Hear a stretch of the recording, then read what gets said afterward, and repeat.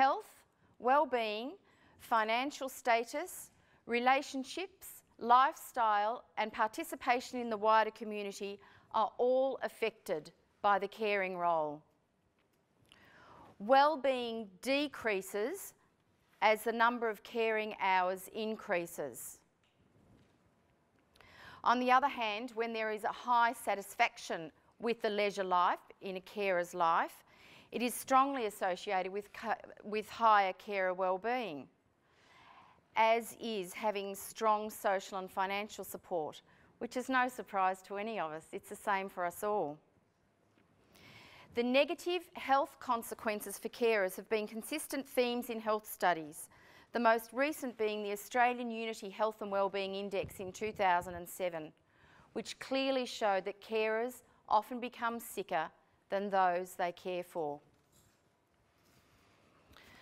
The third common issue which runs through the diversity of carer stories is that there is a huge amount of unpaid, unrecognised and unsupported work going on behind the scenes, a silent workforce to continue the employment metaphor. In fact, in 2005, so the figure I'm about to tell you is now 4 years old, Access Economics prepared a report which found that across Australia, the replacing of unpaid carers with professionals would cost $30.5 billion per year.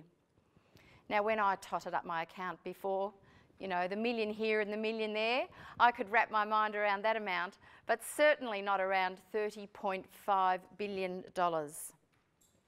And all that work being done without OH&S, paid annual leave, shift allowances and public holidays, and lousy pay.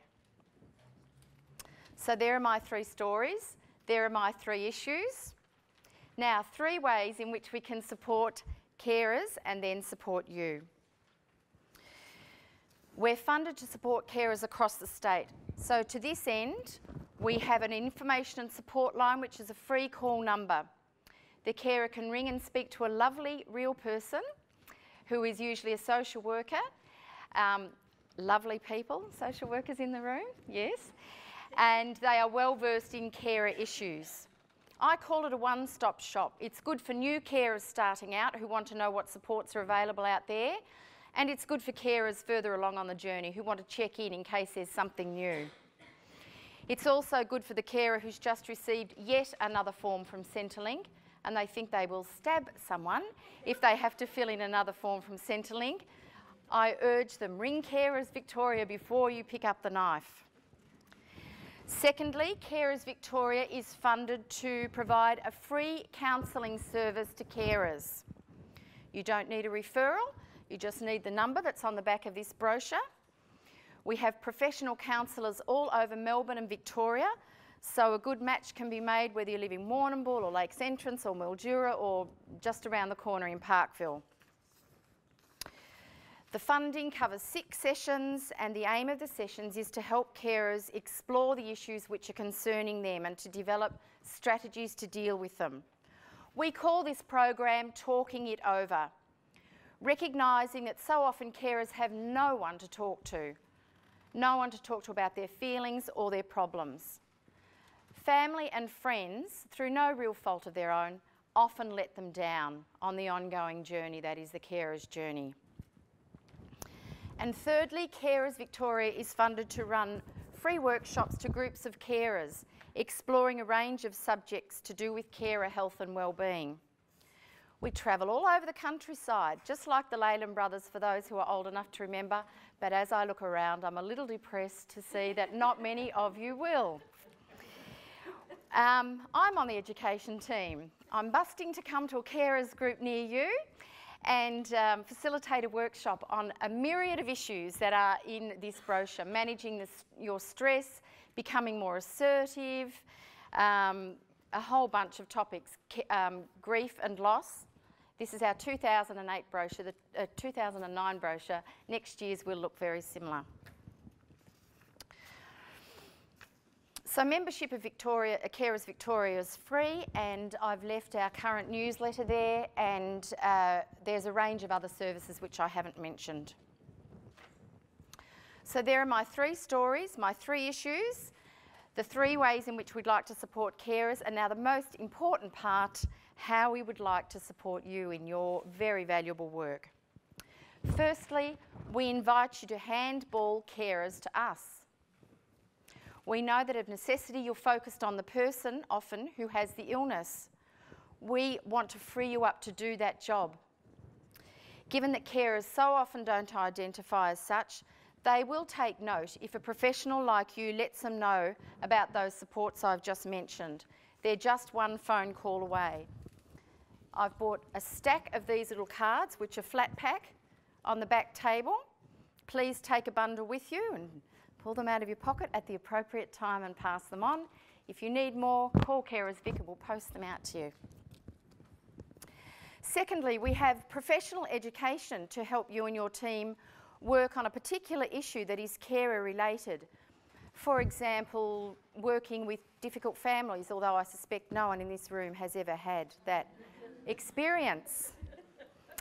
A workshop can be tailored to suit your team's needs. I've put the brochures on the back. Again, we travel all over the countryside to do that. We're very happy to come to anywhere where you are. And thirdly, Carers Victoria has a very strong policy team.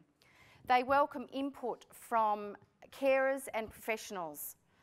So if there's a carer-related, general kind of systemic issue that concerns you, don't lose sleep stewing over it at night. Please call CVIC and talk to someone on the policy team. The issue you raise will probably be echoed by other people around the state.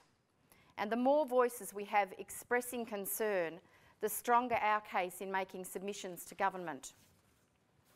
So there are my 3 stories, my 3 issues, my 3 ways we want to support carers, and the 3 ways in which we'd love to support you. So let me finish with a quote from a carer. When I finally plucked up the courage to ring the support line, I spoke to someone who asked me how I was. It was the first time in a long time someone had asked me that. They always ask how my husband is.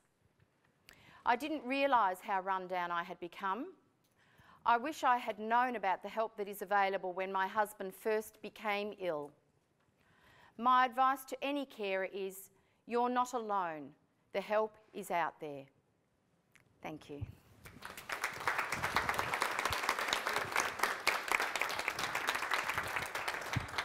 you have any questions, just quickly?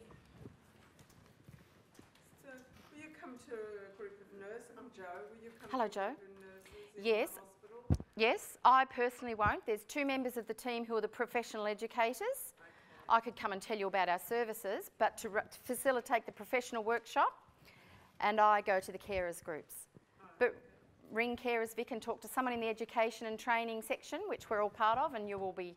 And what about a day service with only neuro patients? Yep, to the carers. Yeah. To the carers. If we come and do a workshop for carers, our 2 requirements are that you can get about 6 people as a minimum, because a workshop is necessarily an interactive event, and that the carers are not there with the person that they care for.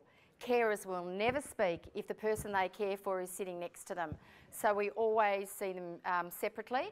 We've got a great arrangement going with Parkinson's where we go on the road together. Well, it's not as cosy as that implies, actually. And we'll tag along behind Catherine, for example, and at some stage in the proceedings, Catherine will speak just to the people with Parkinson's, and I'll go off with the carers and have a workshop with them. It does work well. Thank you.